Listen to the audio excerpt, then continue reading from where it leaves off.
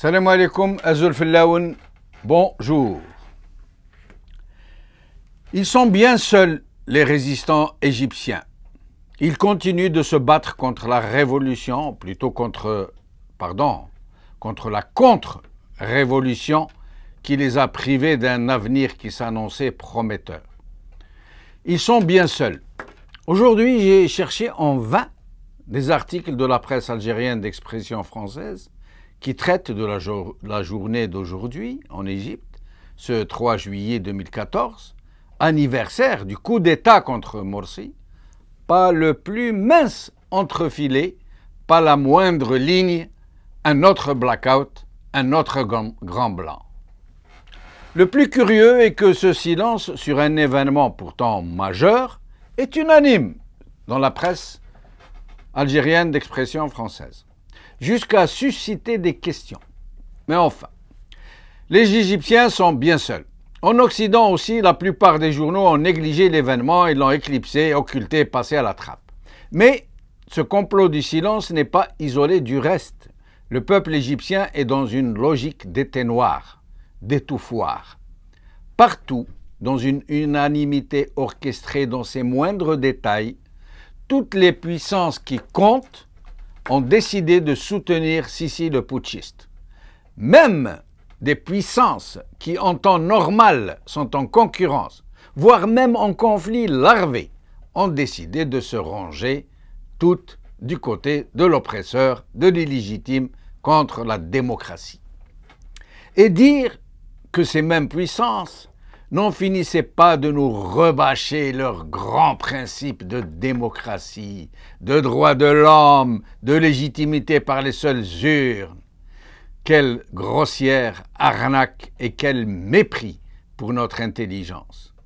Quelle hypocrisie que celle de cet Occident qui galvanise nos aspirations à la démocratie au moment même où il soutient ceux qui nous oppriment et nous tuent. Nous avons oublié trop vite peut-être que ces soi-disant démocraties nous avaient colonisés, pressurés, réduits à l'état de serfs sur nos propres terres. Nous avions trop facilement fait table rase du traitement indigne de l'humain qui nous avait réservé des décennies durant.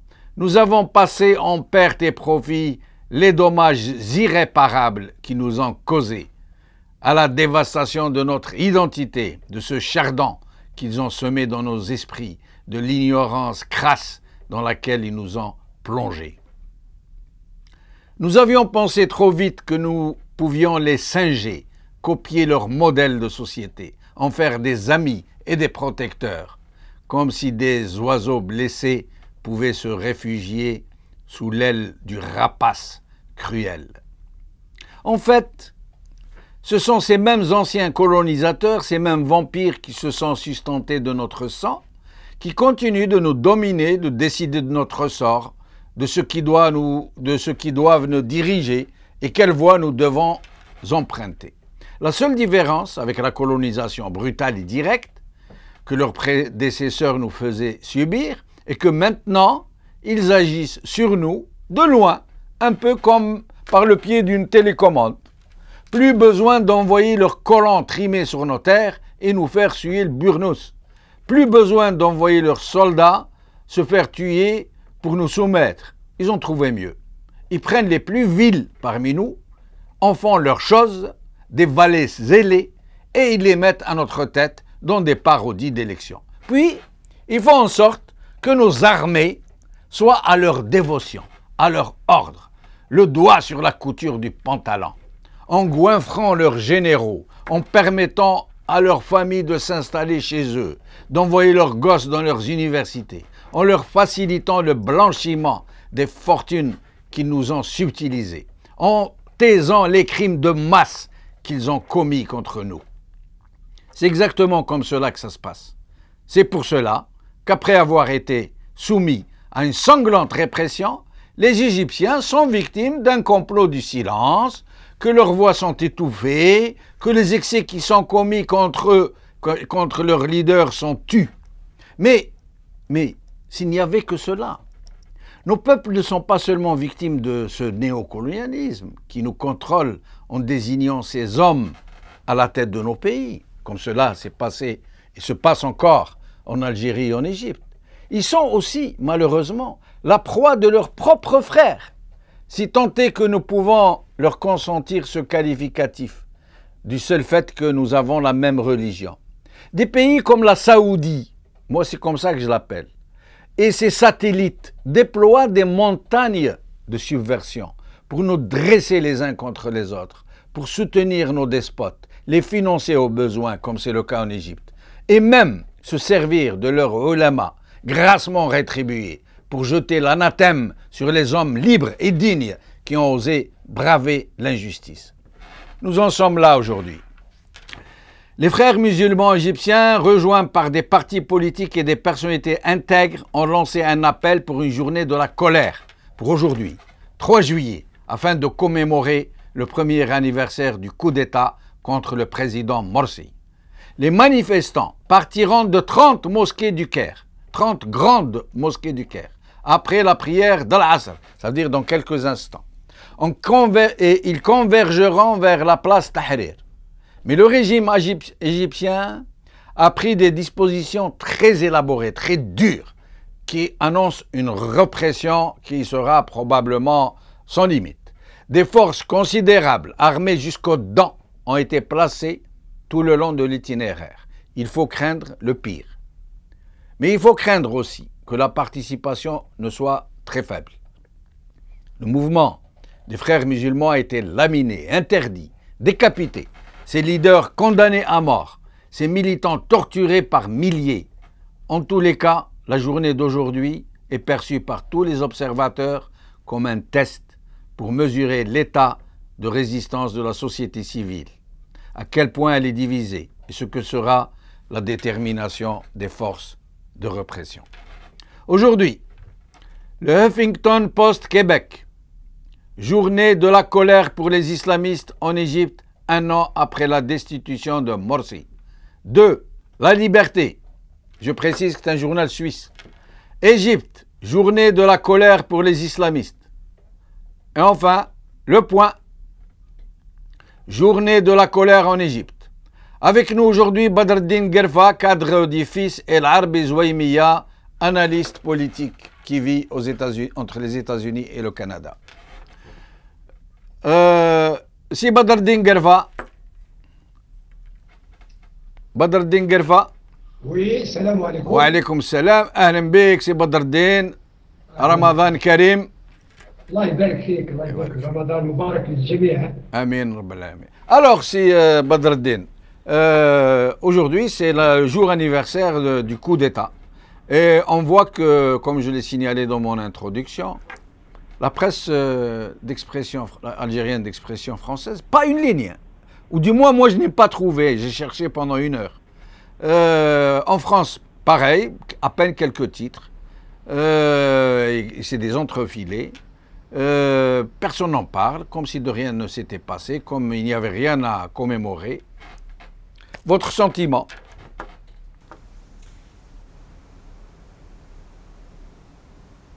C'est Badreddine. Alors, nous avons perdu c'est Badreddine.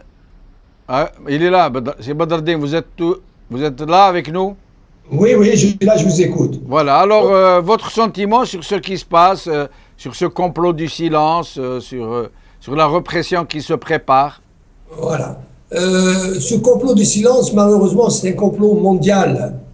Ce qui est formidable, c'est que la femme égyptienne et la jeunesse égyptienne démontrent encore une fois que c'est des grands militants qui ne se lassent pas de militer d'une façon pacifique, mais en même temps, ils mettent à nu cette démocratie occidentale, ces slogans de liberté et de justice, que je dirais la justice à 2 vitesses, la liberté à 2 vitesses, la démocratie à 2 vitesses. Bon, maintenant, c'est vraiment scandaleux ce qui s'est passé en Égypte. La presse mondiale n'en parle presque pas. Bien sûr, la presse en Algérie, c'est kiff-kiff, hein, c'est la même chose. Ça me rappelle un petit peu ce qui s'est passé en 92. Tout le monde est content. Ces forces, elles sont contentes pour que les peuples ne soient pas libres. C'est vraiment malheureux, mais c'est comme ça, c'est ce qui se passe. Mais C'est Badreddin Gerva, la communication par Skype est très mauvaise. Je vais demander aux techniciens de vous reprendre par téléphone. En attendant, nous allons prendre Monsieur Larbi Zouaimia, qui est avec nous depuis les USA, je crois. C'est Larbi, merci d'avoir accepté notre invitation. Ah, c'est moi qui vous remercie. Merci de m'avoir permis de donner un avis. Hein. Oui, merci. Alors, votre avis justement sur cette question? Sur quelle question? Sur la question de la presse algérienne ou sur la question de Morsi? La question de cet anniversaire, de l'occultation de l'événement par la presse algérienne, de ce qui va se passer. Ok. Oui. Moi, c'est-à-dire, je peux pas faire, je suis pas un partisan des frères musulmans, mais l'épithète, le qualificatif que je peux donner à ce qui s'est passé en Égypte le 3 juillet 2013, c'est un coup d'État. Je ne peux pas faire aussi une analogie par rapport à ce qui s'est passé en Algérie en 1992 parce que pour moi il y avait une mutinerie politique et ce n'était pas le cas en Égypte. Il y avait des élections démocratiques, il y avait un président élu. Attendez, M. Zouaimia, je m'excuse de vous interrompre. Qu'est-ce que vous entendez par mutinerie politique? C'est-à-dire, moi, je ne peux pas faire une analogie, ou chercher des similitudes entre ce qui s'est passé en 1992 en Algérie et ce qui s'est passé en Égypte en 2013. Ça veut dire, selon vous, Attendez, en 1992, oui. c'est un topo algérien avec ses caractéristiques politiques, sécuritaires, tout. Oui. Mais en Égypte, nous étions, il y a une année, dans une phase où les extrêmes sont éclatés. Les esprits apaisés, il y a une ouverture démocratique mondiale. Je peux dire que le président Morsi a été élu démocratiquement. Ça, c'est mon point de vue. Non, mais monsieur, c'est Larbi Zouaimia, excusez-moi, ce n'est pas le sujet de notre jour, mais je veux juste clarifier quelque chose. Est-ce que vous voulez dire que ce qui s'est passé en 92 en Algérie n'est pas un coup d'État? Je ne peux pas le qualifier de coup d'État. Il s'agit d'un arrêt de processus électoral qui a été fait. Oui. Il y avait des gens qui n'étaient pas au pouvoir, qui n'avaient rien dans le port d'Alger, qui étaient pour l'arrêt du processus électoral, vu certaines circonstances que j'appelle, moi, mutinerie politique. Mais dans ce cas, en Égypte aussi, ce n'est pas un coup d'État. C'est un arrêt du processus politique. Appelons-le comme on veut, ce n'est pas un coup d'État. Les pro-Sisi le disent aussi, ce n'est pas un coup d'État, c'est un réajustement politique. Monsieur Benchenouf, moi, c'est un avis que je donne. Oui. Moi, 1992, c'est 20 ans en arrière par rapport à 2013. D'accord. Plus. D'accord. C'est un avis que je donne. J'étais parmi ceux qui ont été pour l'arrêt du processus électoral. Je l'assume. Est-ce que par la suite, ce processus électoral est allé vers le port d'Alger? C'est une autre paire de manches. L'assassinat de Boudiaf en était un révélateur. Il n'y avait pas de cette ouverture médiatique, il n'y avait rien du tout. Les Algériens affrontaient une expérience nouvelle. Il y avait des erreurs de part et d'autre. Il y avait aussi un courant, on ne peut pas faire aussi un bon marché. Monsieur Zouaimia, excusez-moi, c'est trop facile de dire ça. Hein. Il y avait des erreurs de part et d'autre. Je crois que c'est trop facile. En fait, je m'excuse de vous interrompre. Ce n'est pas dans mes habitudes d'interrompre mes invités. Mais écoutez, en 92, il y a eu, appelez-le comme vous voulez, interruption du processus électoral. Pour moi, c'est un coup d'État. Les gens étaient privés d'une victoire que leur a donnée le peuple algérien. Ils ont été poussés à la violence de façon outrancière, cruelle. On allait chez eux torturer leurs enfants devant eux pour les pousser à partir au maquis. On les a mis dans des camps du Sud pour les pousser à monter au maquis. Et maintenant, on vient de dire que c'est une erreur de part et d'autre. J'avoue que... Je ne parle pas de ce qui s'est passé après. Moi, je vous parle de ça, c'est un avis à moi. Oui, mais bien entendu, c'est votre avis. Oui. Il y a des assassinats qui ont été commis contre des gens qui étaient innocents. Il n'y a pas de doute. Pourquoi Tahar Djaout a été assassiné? Pourquoi mais qui l'a il a été assassiné? Qui l'a assassiné? Allô? La question reste de savoir qui a assassiné Tahar Jaoud, qui a assassiné les autres intellectuels, Justement, qui est derrière. Actuellement, Voilà. actuellement, nous sommes dans une phase où tout doit être discuté carte sur table pour arriver à un consensus. Mais ceux qui ont appelé à l'interruption du processus électoral nous traitent de kitukistes. Ils nous disent les adeptes du kituki. Ils ne veulent pas que nous posions la question qui a tué qui. Je respecte votre avis. Non, je respecte votre avis. Vous avez un avis tout à fait, c'est-à-dire respectable. Je n'ai pas à juger, je n'ai pas à faire un jugement sur votre opinion. Certainement, c'est en discutant, c'est-à-dire il y a une thèse, il y a une antithèse, il y aura une synthèse. Certainement, peut-être nous n'avons pas des informations, de bonnes informations, mais c'est en discutant. Bien, mais pour en revenir à l'Égypte, M. Zouaïmia, à l'évidence, nous ne serons pas d'accord sur ça, et ce n'est pas l'objet de notre émission. Mais sur l'Égypte, qu'est-ce que vous en pensez? Sur l'Égypte de façon claire. L'Égypte, moi, ce que je vous dis, c'est qu'il y avait un président qui a été élu, les conditions dans lesquelles l'élection a été déroulée, elle répondait à des normes internationales. C'est tout ce que je peux dire. Donc pour moi, concernant Morsi, c'était un président qui a été élu démocratiquement, parce que aussi les frères musulmans n'ont pas la même... C'est une grande école aussi en pratique démocratique aussi par rapport au fils que nous avions. C'est tout ce que je peux dire. Maintenant que les États-Unis, où nous donnons des leçons aux Américains, les Américains aussi ne sont pas incapables de réflexe démocratique. Et je vais vous donner un exemple. J'aimerais bien vous donner cet exemple-là. Je vous en prie. Il y a, le 1er mai, il y a le sénateur du Vermont. Oui. Le sénateur du Vermont, c'est un sénateur démocrate. Et c'est un gars respectable. Il n'est ni musulman, ni rien du tout. C'est lui qui a initié une action demandant à Obama de ne pas livrer des Apache, hélicoptères Apache, à Sisi. C'est lui qui a initié la pétition demandant à l'administration américaine de ne pas donner les 650 millions de dollars dans le cadre. Maintenant, ce ne sont pas les Américains aussi qui sont le premier joueur dans la crise égyptienne, c'est l'Arabie Saoudite. Oui. Le tandem américano-saoudien est puissant. Mais l'Arabie Saoudite est un agent des USA, et cette initiative dont vous nous parlez du sénateur, c'est une initiative individuelle. Il n'empêche que les États-Unis, en tant que nation, en tant qu'État, soutiennent massivement la dictature Sisi. Je rectifie, je vous dis il y a des associations, il y a des gens qui travaillent pour les droits de l'homme. Il faut aller sur Internet pour lire ce que disent ces associations. Il y a une défense des droits de l'homme. Allô? Oui, on vous écoute, Il y a maintenant le poids du capital par rapport au réflexe démocratique. Bien sûr, il y a un écart. Mais les Saoudiens ne sont pas un agent. Les Saoudiens sont devenus un acteur de la politique américaine. Les Saoudiens disposent de 200 milliards de dollars en bons de trésor. C'est une puissance financière et qui décide. Elle négocie sa part dans l'hégémonie politique du Moyen-Orient. Elle négocie sa part. Nous allons revenir à Badreddine Guerfa. Badreddine Guerfa, alors, ce n'est pas la peine de répondre à M.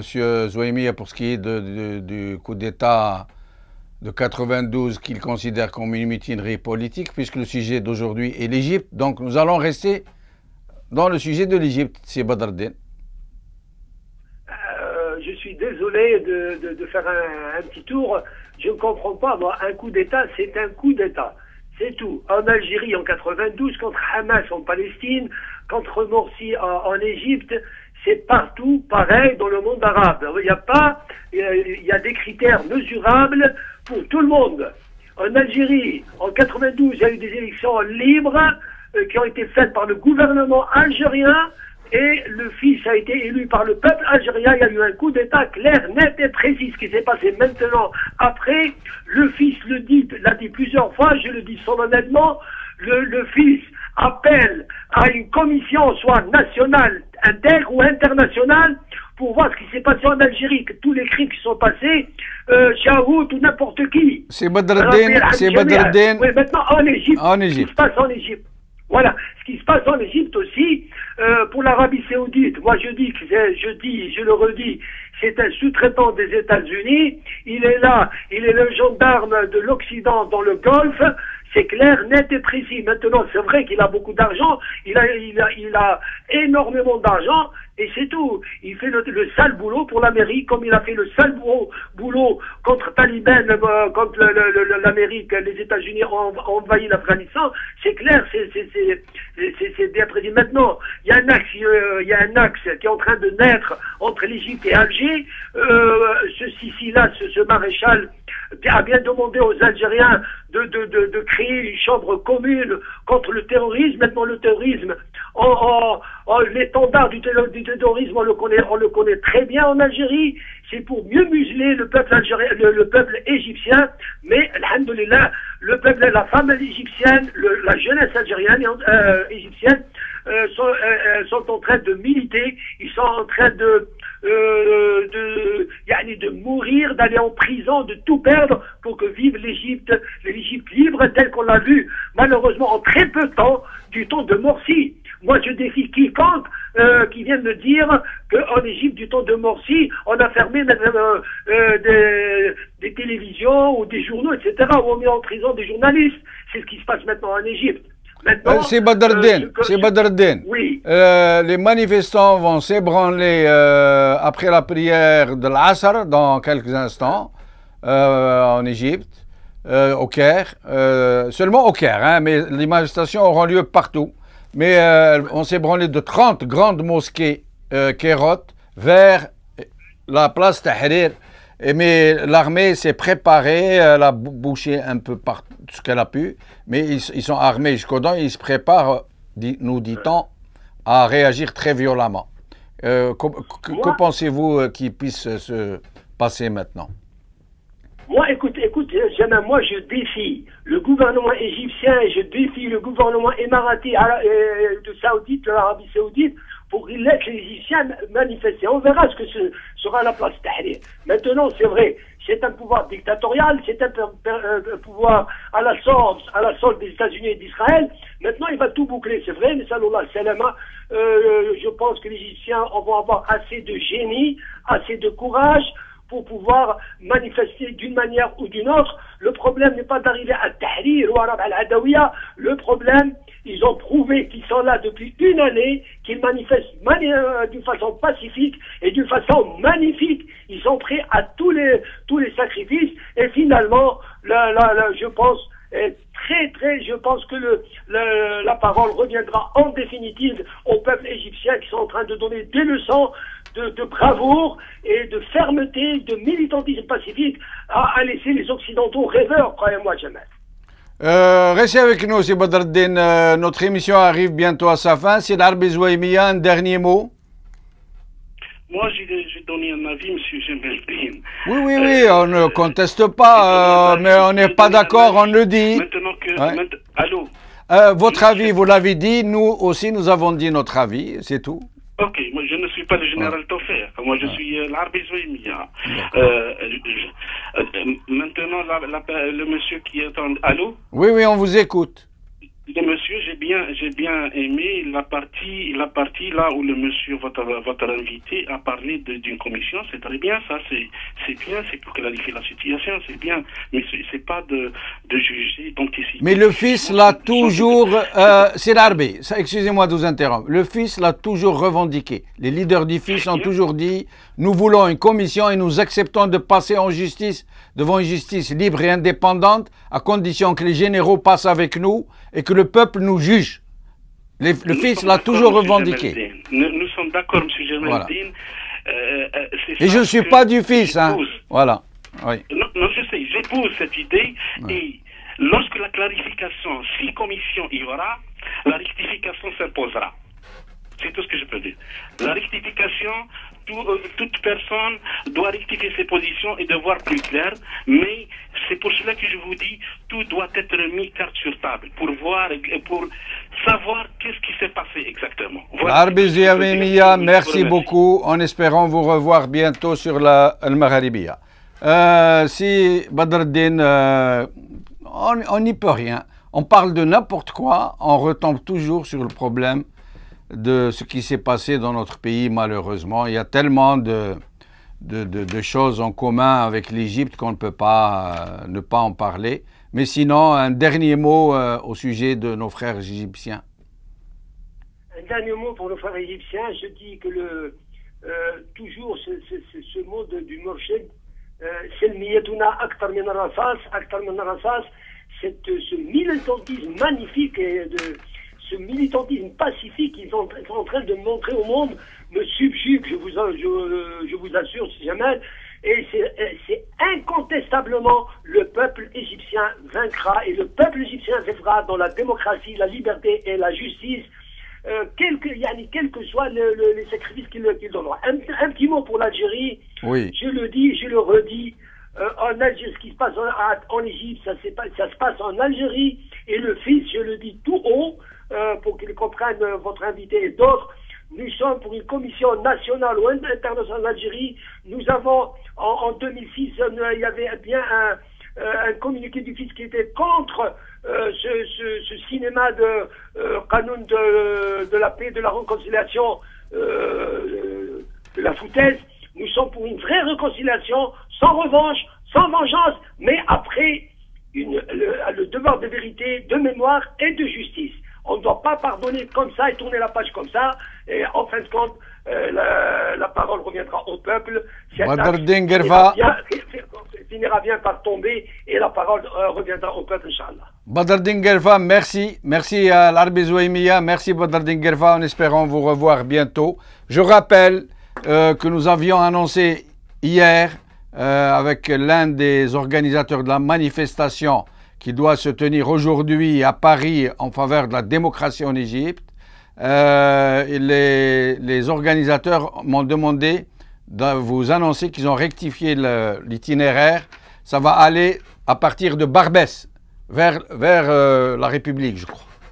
Donc, la marche pour la démocratie en Égypte, pour commémorer ce premier anniversaire du coup d'État contre le président Morsi, cette marche a lieu aujourd'hui à Barbès à 17h, à Barbès. Soyez nombreux. Merci beaucoup. Cette émission est maintenant terminée. Salam alaikum. Azul Fillaoun. À demain.